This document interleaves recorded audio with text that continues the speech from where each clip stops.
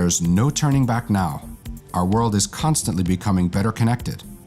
In the mobile market, smartphone density is slated to climb from 400 units per square kilometer to 12,800 by 2015.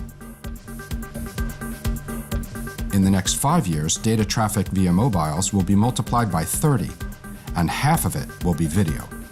I think the number one challenge for all of the carriers is this dynamic data growth. With the explosive data growth that's currently taking the industry by storm. The tsunami that I called it, I think we're all facing that. It's very different than the world of just voice. That's certainly something which is today the cornerstone of any decisions on the mobile. A data boom linked to another strong trend, the ever-increasing demands of consumers.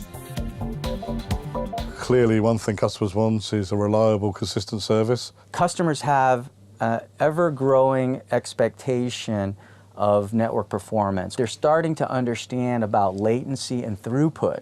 And as that grows in time, you have to provide very low latency, almost zero drop calls. The challenge for mobile operators is not only to manage the growth in capacity, but to cope with spectrum allocation, limited footprint, and power consumption.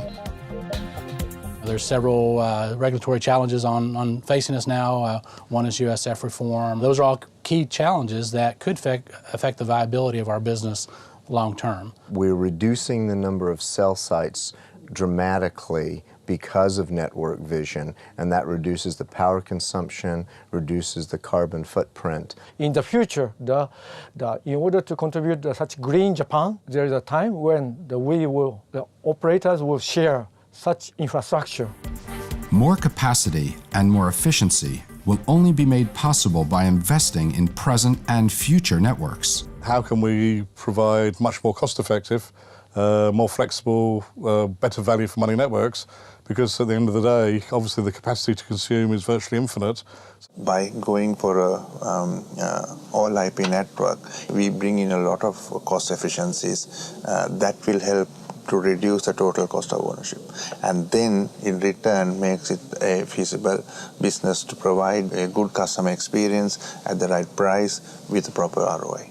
There's a lot of challenges dealing with the integration of more intelligence in the network, just not to be a dumb pipe, but to be a network that can provide service, better service to the customer, and also complementing the services that are out of your network. We believe to meet the needs of these new applications and hungry and growing customer data demands is LTE. LTE will be used for having better customer experience and higher capacity, and you can do that already because of the technology, already because you are obtaining more spectrum to be used with mobile broadband. You got to invest in your current network, but you also have to invest in this new network while customers are demanding it at a very low price. So how do you manage those three factors in a way that allows you to make a profit?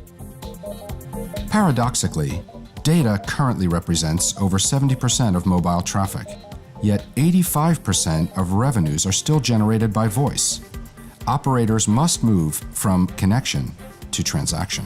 We have to find a way to let the consumer have what they want and be able to do it economically and everybody make money. The fixed broadband usage coming onto the mobile, then people expect this to be on the same business model, but the investments are different. So we're trying to accommodate this transformation need to the capability of investment we have, and this is not easy. This is a challenge.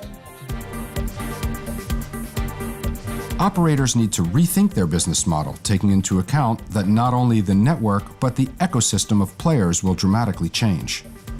Over the next 5 years, a new world will be taking shape.